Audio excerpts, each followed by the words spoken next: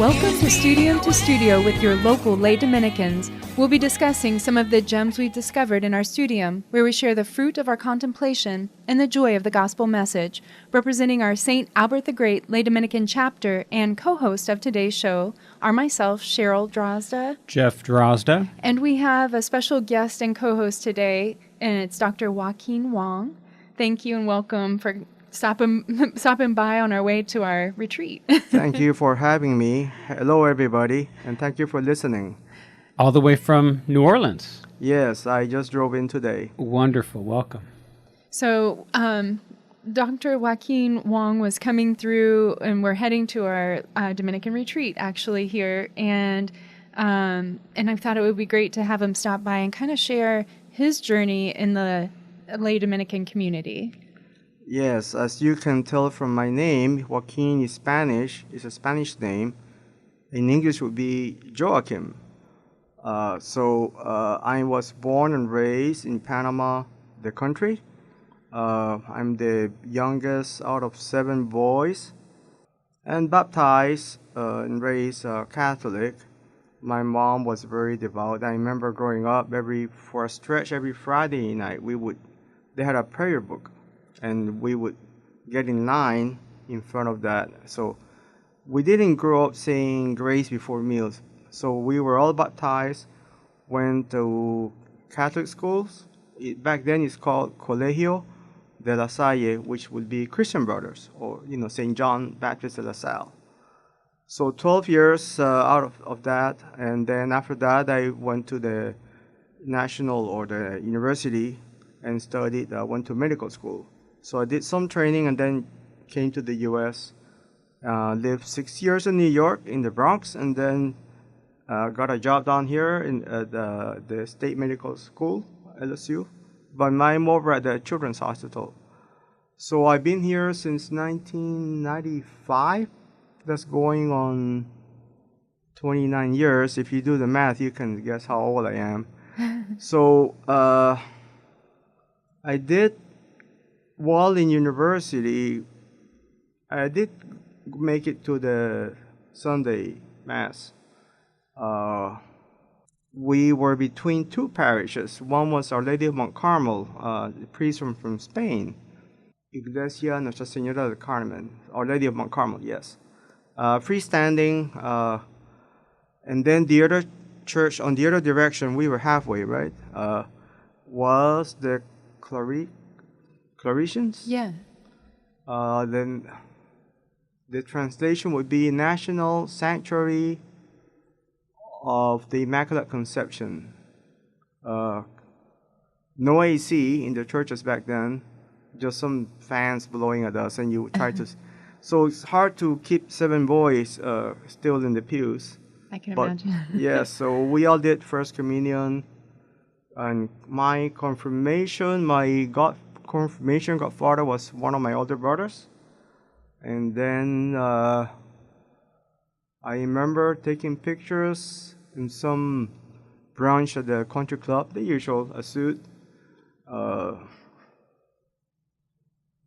And then some devotionals, yes. In Latin America, processions are popular, especially during Lent, like Good Friday or some holy feast. I don't think we went growing up. We had some syncretism, if you can call it. Syncretism means when you blend 2 beliefs. So when some of one of my dad's sisters came from China. My last name is Wong, so that's Cantonese name. So that's another story. She never learned Spanish. Say when she passed, at the funeral, the cemetery was below ground. Then some auntie or uncle, they had incense joss sticks, stuck it in the soil, and they would put their hands together and then bow like 3 times. And they would put some fruit, like, what would that be? Like, we call it mandarin. He would be tangerine. Okay. Or the tangerine. Or the little orange, yellow things. And some buns. I remember, so in Chinese custom, April 5 is the Day of the Deceased, right? So you go, there's a Chinese cemetery, and we had some my dad's older brother died when he was young, and then the tomb was carved. There was marble stones, and there was some Chinese characters, some Spanish name, Uncle Jose, and they would do some like pay the respects to the ones that passed before you. And then so it's that. So we had a porcelain Buddha, but it's mostly decoration. They didn't bow to the Buddha at home. It was decorative. You've seen the happy fat Buddha. Yes. That's the most common Buddha you'll find in some of the Chinese restaurants. But let's see, my dad's sister, the one who passed, she was catechized. My mom had somebody come over, and then she was given some basic catechesis, and then she was baptized at church. I don't recall, but she didn't go to mass, but she prayed every morning. She learned some prayers, and she would repeat them. She would sit there. And this is still in Panama. Yes. And I remember growing up, and we were all 7 boys. We didn't destroy or burn the house down. So we all got our college degrees. And when I was the one who decided to go into medical school, my auntie would be sitting there. I would be heading out to school, and she'd study hard so you can take care of me when I get sick, which I did actually. So in my training in Panama, there's always a story of some difficult parts in your life. Some countries is guerrilla, civil war. Some countries is persecution. In my case, it was when Ronald Reagan was putting the squeeze on General Noriega.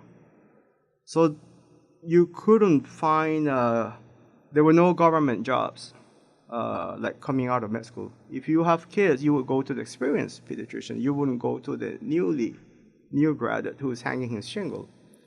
So I made a move to the U.S. I have older brothers who helped me with some of the paperwork and so on. So I got to the Bronx and did my training. I was there for 6 years, and then I specialized after pediatrics. What was the transition like going from Panama to the Bronx? I mean, it had to have been a huge culture shock. Yes, indeed. I vividly remember standing in a corner. It was a summer, June, because the training year starts in July. And then I had an apartment like 1 or 2 blocks away from the main hospital. They have tall apartment buildings for trainees, subsidized. So, yes, welcome to the Bronx.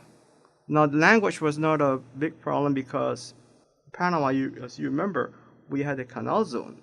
And the canal zone, because it's not a war situation, they have the 10,000 U.S. military to defend the canal, Army, Navy, what's the other one? Marines? No, mostly Army. And they could live in the city, not necessarily in the barracks, because it was not a war situation. And so they had this American military and civilians stationed around the entry ports of the Panama Canal. They had the U.S. Armed Forces radio and television services. So you could see Major League Baseball. I remember NFL games, Terry Bradshaw, Roger Staubach, and so on. No commercials. The commercials would be like service. Don't drink and drive, brush your teeth, wear your seatbelt. After military, go to university, Campus program. It's called Campus. So PSA announcements, Yeah, public yes. service. Okay. No. Anyway, so yes, came to the U.S. Across from the hospital was a church, old stone church in the North Bronx. I'm blanking out on the name, something like St. Agnes. And then remember Monsignor Robert Traynor, and they took down the railing. I remember he would give communion. The communicants would stand, walk up the central aisle, go left, go right. There was no railing.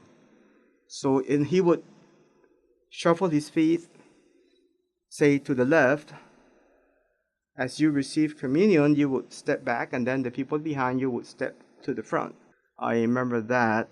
And then I remember daylight savings time. I went up. Oh, I'm early. The door is locked. Because we don't have that in Latin America. He's like, oh, I came out at the wrong hour.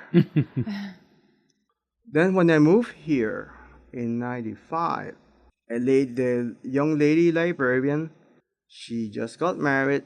Big blonde hair, remember, Lauren. Where you say you're from? You told me you're from Panama? Oh, there's a young guy in the parish they went to that was in formation and was going to be ordained to the diaconate level and soon to be ordained a priest. So I went there. Hi. His name is Father Wilmo Candanedo. He's from a province in Panama. So everybody who learned there's a priest, and Father Wilmo is a Dominican friar from way back. And people move in, and then they would find out, and then they would come, and he would say, oh yeah, welcome. Oh, by the way, Joaquin is from Panama also. So I met other Panamanians. So he was the associate pastor at his parish is called St. Anthony of Padua, where you've been there.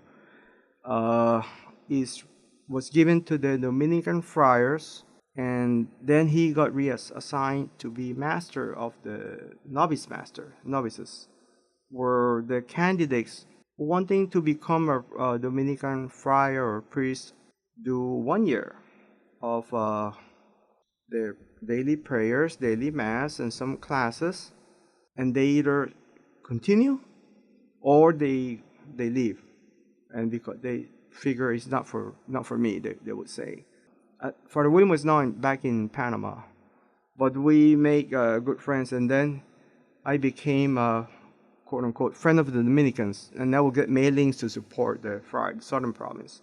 The Dominican friars, or the Dominican order, they're called mendicant, meaning that they have no income. If they teach, or they give retreats, or have some job, the income comes to the community, because they live in a community, and they rely on donations. So they had New Orleans, like any party place, they have an annual gala. I'm sure you've been there. People like to dress up, tuxedo. Now it's coat and tie, I think. And then they raise money. They have live auction or silent auction, and then raise money. And then they created this campaign called 1216, which is the year when the Dominican order was officially approved by Pope. In the year 1216. Honorius the Third? Honorius the Third, yes. Gotcha. Yeah, thank you. And they would invite the friends of the friars. They started doing a Lenten retreat, which was held on a Saturday morning. And that's where I met you, Cheryl. Yes. Way back. Over in, where was this? Rosaryville? Rosaryville, yes. I remember that. I remember the first time I went, but when I met you was like a second or third time I could make. I couldn't always make it because I was working and stuff. So there's a lay Dominican gentleman, Dr. Patrick Jordan, who passed away. Okay. He dressed like in a dark suit, very formal, white shirt, red tie. He said, you could be a lay Dominican. What? Give me your address. So he promptly dropped something because he lived in my neighborhood. He used to go to the other parish that used to be run by the Dominicans called St. Dominic, which is now given to the Archdiocese of New Orleans because it's a numbers thing. They don't have enough friars to run everything. And the master of the order told them they were too concentrated in the city. They had to spread in the southern province. And I'll tell you what the southern province is. So I joined the Lay Dominicans. It was after Katrina, I think. And then my chapter in Europe is called Fraternities. For some reason, I was told this because of this stigma. Fraternities are, maybe in the U.S., if I tell people, I'm part of a fraternity, they think I do hazing and all that crazy stuff. So they call it chapter or capitulum. It was dormant. We had a couple, Theo George and Maria George. They may have passed. I think Maria passed. There's Ava Smith. I think you met her once. And then they tried to revive that group. And then Dr. Jordan came. And you met Joanne Carterman? Yes, yes. Yes. So she came over from the other chapter, Veritas. Colonel. Colonel, yes, yes, indeed. Yes. She's military. And then we had a few applicants there, but now that the chapter has, the numbers have gone down, as opposed to your chapter here, St. Albert the Great, which is growing by leaps and bounds, which amazing. we're so blessed to have that. And maybe it's because we're on the radio every Thursday Yes. at 4 p.m. You're listening to Christ Our King Catholic Radio for Acadiana. We're at 90.5 FM, 99.5 FM, and 1230 AM. And we are your lay Dominicans, your third order Dominicans here in Lafayette, Louisiana. And we, like I said, we're on Thursday every 4 p.m., every week at 4 p.m. And thanks to Stein Lumber, that has locations throughout all of Acadiana. And so we're blessed to have Dr. Jaoquin Wong to be with us from New Orleans. And you had mentioned earlier that that you went to med school, you're a doctor. What do you specialize in, and how do you incorporate your Dominican beliefs or spirituality or charisms into what you do every day as a doctor? Well, the life of all Christians and Catholic Christians is a call to holiness. You can do it in a religious life, like their priests, sisters, or etc. So as a lay person, I'm called to be Christ to others. Not exactly join and become a priest, but by ministering in a healthcare setting. Yesterday, for example, this week, she's 11, inner city, really premature, like born 4 months early, 1 pound or 2 pounds. So she used to come with the mom. So the kid was really late. She has difficulty seeing things, and she has seizures. She has a shunt, which is a tubing in the baby's head to drain the fluid. And then she came with the grandma.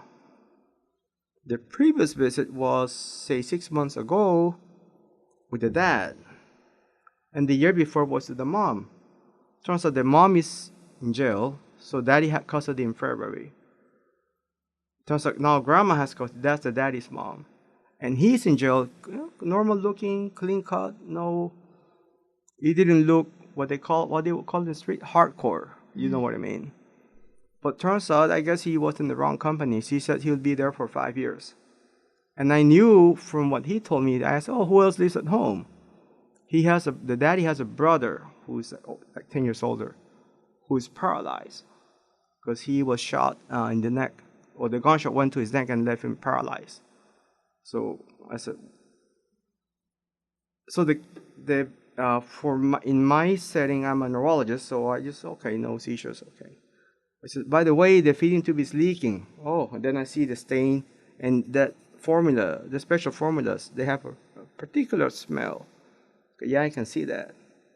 So it's been leaking for 3 weeks, so I arranged with the kid to go to the emergency room, see the pediatric surgeon service, and have the kid admitted. That was Tuesday. So Wednesday I was tied up, so yesterday was, Yesterday, so at the end of the day, I said, oh, that's the room. So I walked over to the main hospital, and I was able to see them. Grandma wasn't there, so it was the sitters. So the hospital calls people, those ladies, to come in and sit next to the patient. So the day shift young lady was leaving, and the night shift was coming in. And then I was able to say, oh, thank you for coming, and I think some of my patients recognized my voice, I think. And then I told her, you behave, don't pull that tube. Stuff like that. And she started acting up. And then they were able to calm her down. She's 11, but has the mind of a little younger kid, of course. So, yeah, it's different experiences. It's not easy to always be on that task. But you try to be mindful of when I communicate, be kind, be caring, not just being nice, try not to be a jerk or or what do you say, be what's the male equivalent of a Karen? A jerk, I guess. Yeah, you know what I mean. And so on. So I found out there's, in the country, there's a Catholic Medical Association. There is a mass for physicians, like a mass for judges or lawyers even, every year in the cathedral or something. Is that called the Red Mass or something? Yeah, yes. And then last night, I was, this technology is incredible. The Modern Angelical Channel, they have an app and you can see live streaming TV on your phone. And there is late 10:30, half an hour. They're transmitting the title is The Transgender Movement, What Catholics Should Know. It's a lady who's a lawyer, Mary Rice Hasson, Hasson. And she interviews different people. The other day she interviewed a plastic surgeon, Dr. Larry Lappert, two-piece. And he was telling the medical part. 2 nights ago, it was Teresa Farnan, PhD, talking about the theology of like how the transgender or all those derivations go against the theology of the human body and so on. And last night she was like an educator, talking what's going on in the school settings, all the books they're putting out, or they're telling the kids, they're not telling the parents. They found a way to put those notes in the teacher's personal notes. So they're not in the curriculum that when the parents ask, what are you teaching my kids? And they're teaching them this transgender. So opens your eyes. So by listening to that, then I'm aware of what's going on. That's what we as lay Dominicans are called to be. We're called to live our faith, to read, what do you call it? The signs of the times. What's going on in the social areas and how we can speak the truth. Well, you mentioned, speaking the truth is really important, and even within our Catholic faith and Catholic organizations, there was a piece in the news just this week about the Catholic Hospital Association, which you would think by the name would adhere to the teachings of the Catholic Church. However, it was discovered that over 150 Catholic hospitals, most of them under one or two health systems, have actually engaged in active transgender care, as they say, which is obviously not care. But what is very troubling is that two of these institutions were children's hospitals.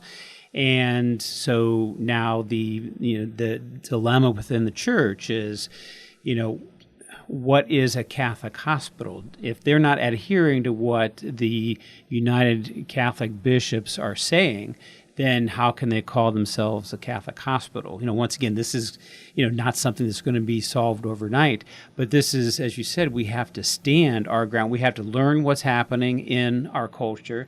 Then we have to know what the Catholic Church teaches, and then we have to, promote and discuss and engage these teachings to make sure not only in the general society that we are protecting our children, but even within the Catholic Church and Catholic hospitals, we have to be cognizant of what's going on.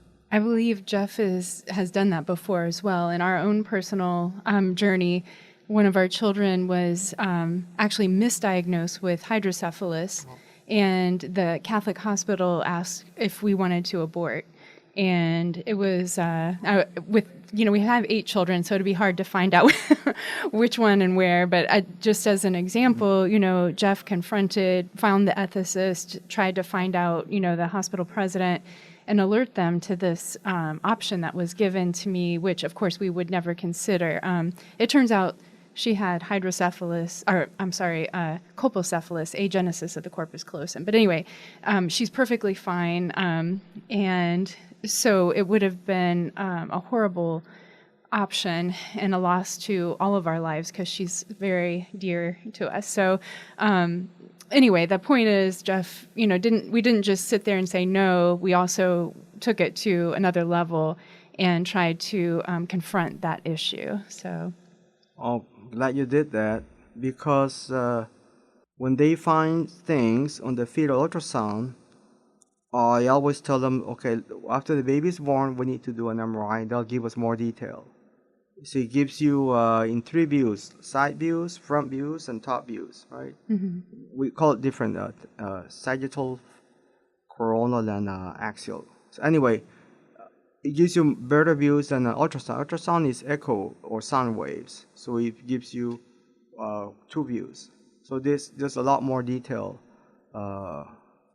So I'm glad you did. But yes, I can see people that trained as obstetricians, then they have the specialty called high risk or maternal fetal medicine. They have the ultrasounds where they have more definition, and they just see something and give their opinion. But I'm good to hear that you were searching. You went to a different level. Yeah. Well, and not only is it important in the medical and healthcare profession, but in all walks of life. Whether you're an attorney, whether you're an accountant, we need good Catholics who are well steeped in their faith and properly educated to confront these issues. And I know it makes people feel very uncomfortable. Folks, they don't want to lose their job, they don't want to lose their income, and so there's always that issue of doing the right thing, saying the right thing. And sometimes it's a white martyrdom. Sometimes we have to engage in, and we look at the martyrs in our church, not just the martyrs, the red martyrs who lost their lives, gave their lives to the church, but also those on just in everyday life. I think of pharmacists and physicians like yourself that in today's environment is almost a daily struggle to confront right from wrong and truth from non-truth. Yes, indeed. There's threats all over, but there's signs of hope, and there's always hope, and we have to rely on our Lord Jesus Christ and on His mama. His mama likes her children; she'll take care of them. So, in occasions, say in my personal, when I'm facing a difficult decision or I'm doing a procedure. So one of them is a lumbar puncture, which is called a spinal tap. And I said, well, this won't be easy. So the way the back is curved, they've put rods, and then I cannot find my landmarks. I close my eyes and I say a prayer, and then I do it. And thanks to God, successful, right? Right. So it never fails. I don't think that I felt when I prayed. That's a beautiful way to... I don't tell everybody that, I got it because I prayed. No, yes. Not that one, because there are people around you circulating in the procedure room. And that's a great witness, and going the extra mile for the children that you have to, you mentioned the girl. It takes an extra step, and those are things that are by God's grace, helping people and witnessing to His love. And so we'd like you to remember to stand firm in the absolute truth, Jesus Christ, because only the truth bears grace. Lived through time, passed through fire, broke my heart, wounded desire, changed my life, fixed the past, stared at death and it stared back, standing fast in the light of the word. A shotgun blast was the last thing I heard. I rattled in the wind.